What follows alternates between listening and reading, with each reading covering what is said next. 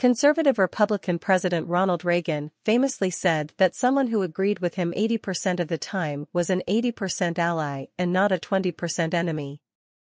And Democratic New York City Mayor Ed Koch expressed a similar philosophy when he said, "If you agree with me on 9 out of 12 issues, vote for me. If you agree with me on 12 out of 12 issues, you should see a psychiatrist." But former President Donald Trump had a very different political philosophy from Reagan and Koch during his 4 years in the White House.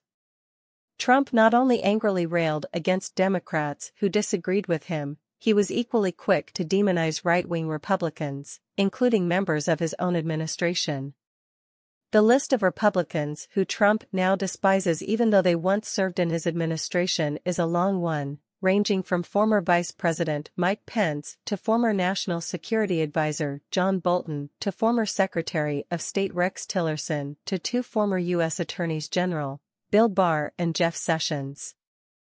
Reagan had strong opinions but also welcomed a vigorous debate, including debates with liberal Democratic House Speaker Tip O'Neill. Trump prefers loyalists and unquestioning yes men.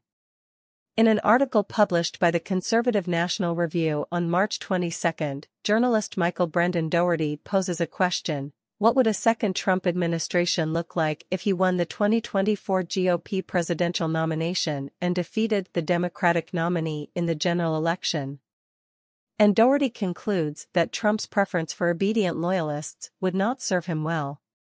Trump could barely keep enough people on staff to have a functioning cabinet and White House, Dougherty recalls. His orders and wishes, withdrawing from Syria, banning transgenderism in the military, were regularly reversed, ignored, or disobeyed by the White House weeks after he issued them.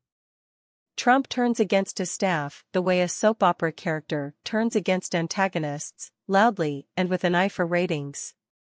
Trump called his former national security advisor, John Bolton, a moron whom he used to intimidate foreign leaders. For his part, Bolton's memoir of his time in the Trump White House, The Room Where It Happened, portrays Trump as completely unfit for office and as a fool who didn't know that Finland wasn't part of Russia. Dougherty notes that if Trump were to return to the White House on January 20, 2025, the top jobs in his second administration would be the hardest to fill. It is quite clear that anyone who gets on the wrong side of Trump, which was almost everyone by the end, will be subjected to a public lashing from the boss, one that potentially comes with ongoing personal security concerns, Dougherty observes. Trump seems also to have lost the political partnerships he had with his son-in-law Jared Kushner and daughter Ivanka. That may be a positive feature for some conservatives who loathe their moderating influence. But overall, it increases the chance of Trump's second administration beginning the way his first one ended, with the president isolated in the White House, taking meetings with marginal figures who come bearing bad advice. The conservative journalist continues, Trump got famous for firing people. But it's the hiring skill that makes for a successful presidency. Of course, it remains to be seen who will ultimately win the Republican Party's 2024 presidential nomination. If Florida Governor Ron DeSantis enters the race, the rivalry between him and former ally Trump could get even uglier. The Lincoln Project's Rick Wilson, a never-Trump conservative and former GOP strategist, has commented that DeSantis has yet to fully experience the weight of Trump's inherent viciousness and cruelty, and that when push comes to shove, Trump will crush DeSantis.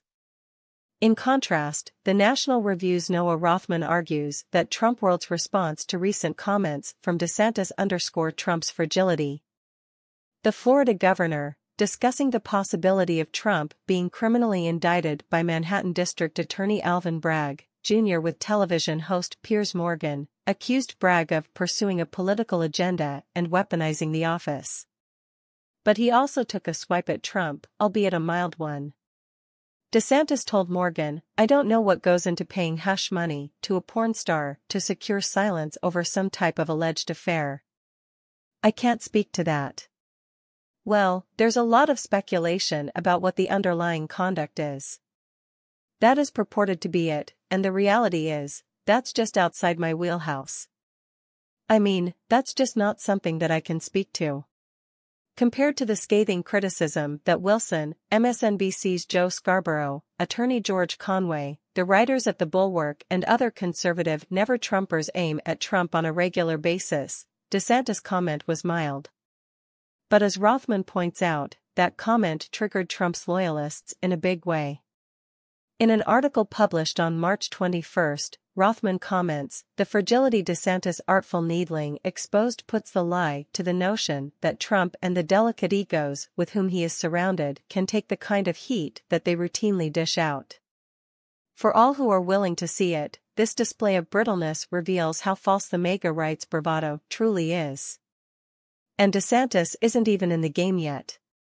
If this is how Trump and his acolytes respond to a glancing blow, just imagine how they'll respond when the Florida governor starts throwing real punches."